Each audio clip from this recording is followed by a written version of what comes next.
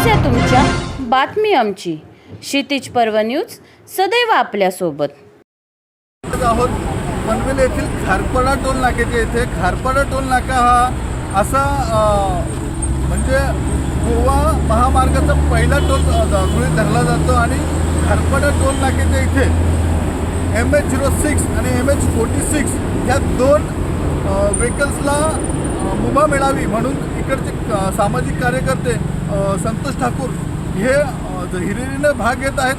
आज त्यांच्याशी आपण चर्चा करणार आहोत. दादा, काय सांगाल, आज तुम्ही या टोल नाक्यासाठी म्हणजे MH46 आणि MH06 यांना मुभा मिळावी यासाठी तुम्ही काय प्रयत्न करतात? मुळात काय झालं आहे, 2009ला हा मुंबई गोवा हायवेचं प्रवृत्तीकरणाचा प्रस्ताव आला. त्यावेळेस 942 कोटीचा हा प्रोजेक्ट होता. परंतु खाऊन तो 2000 कोटींवर नेला आणि ह्याच दरम्यान मागील 16 वर्षामध्ये कोकणवासियांच्या गाड्यांचा चुराडा, हजारो लोक मृत्युमुखी, एवढं सगळं झाल्यानंतर आम्ही टोल का भरावा हा आमचा प्रश्न प्रशासनाला आहे, हा प्रश्न गडकरी साहेबांना आहे. आणि हे सगळं होत असताना आमचे लोकप्रतिनिधी मूग मिळून बसलेत ही सगळ्यात मोठी दुर्दैवाची गोष्ट आहे. त्यामुळे आमचं म्हणणं असं आहे, MH46 तर आहेच, पण MH06 इव्हन ह्या तुम्ही पूर्ण झालेलं नाही आहे. त्यामुळे पहिलं काम पूर्ण करा आणि ते काम पूर्ण झाल्याशिवाय आम्ही टोल भरते मग इथे का नाही.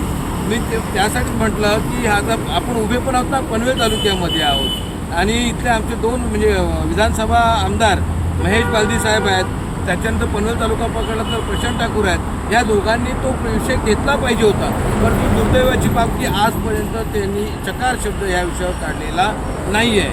त्यामुळे त्यांनी नाही काढला तरी पण आम्ही लढणार आहोत आणि येत्या 25 तारखेला हा टोल बंद करावा यासाठी आम्ही धरणे आंदोलन करत आहोत. तर तुम्ही काय सांगाल, तुम्ही आंदोलनं झाली, उपोषणं झाली, ह्यामध्ये तुम्ही माहीर आहात, या टोलसाठी काय करणार आहात आणि टोल बंद नाही झाला तर मग तुमची पुढची भूमिका काय असेल? टोल बंद होणार. टोल बंद ह्यासाठी होणार कारण पूर्ण जनसमुदाय म्हणजे तुम्हाला सांगायला म्हणजे आश्चर्य वाटेल मला की गेल्या 11 तासामध्ये जवळजवळ 20,000 लोकांनी तो जो रील मी बनवला होता तो पाहिला आणि त्याचं सगळ्यांचं म्हणणं होतं की 20,000 लोक रस्त्यावर उतरली तर शासनाचं काय होईल तो त्यांनी विचार करावा. आणि तेवढं करूनसुद्धा मला माहिती आहे की हे सरकार फक्त रेटून न्यायचं काम करते. तर रेटून नेलं तर इथे सगळ्यात पहिलं तर सुप्रीम कोर्टाच्या गाईडलाईन्स ज्या आहेत त्या गाईडलाईन्सचं उल्लंघन झालेलं आहे. त्यामुळे सगळ्यात पहिलं तर आम्ही तिथे न्यायालयीन लढाई लढणार आहोत की बाबा तुम्ही अपूर्ण म्हणजे सुप्रीम कोर्टाच्या ज्या गाईडलाईन्स आहेत त्याच्यामध्ये रस्ता चांगला असला पाहिजे, ॲप्रोच रोड चांगले असले पाहिजे, सर्व्हिस रोड चांगले पाहिजेत, बेसिक कम्युनिटी. तिथे बाजूला तो बघा तिथे बांधकाम चालू आहे, तो बांधकाम जर पाहिलं तुम्ही शौचालय जे दिसतं ते शौचालयांचं काम अजून सुरू झालेलं नाही आहे आणि तरी पण तुम्ही हे सगळं म्हणजे याचा अर्थ कंटेम ऑफ कोर्ट इथे झालेला आहे. त्यामुळे कोर्ट ऑफ कंटेम्पचं आम्ही केस तिथे दाखल करणार. झालं तुमच्या भूमिका, आता टोल बंद होण्यासाठी काय काय तुम्ही प्रयत्न केले?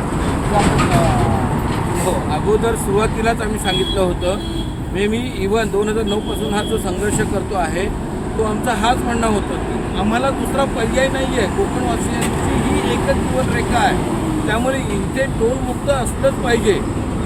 पण तरी पण मुद्दामून हे नाही केलं आणि हा रस्ता रखडवण्यासाठी दुसरा आम्ही स्विलिंग करतो असं म्हटले, परंतु जलमार्गे करतो म्हटले, परंतु ते फक्त बोलाची भात आणि बोलाची कढीच राहिली, तेही केले नाही. त्यामुळे आज आम्हाला कुठलाही पर्याय नाही आहे.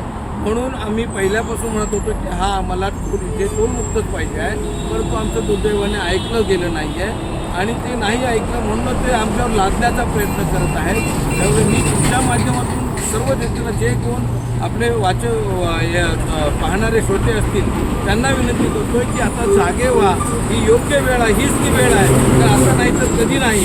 त्यामुळे संघटितपणे संघर्ष करून हा टोल मुक्तीचा लढा यशस्वी करा असं मी तुमच्या श्रोत्यांना अभिवादन करेन किंवा आवाहन करेन.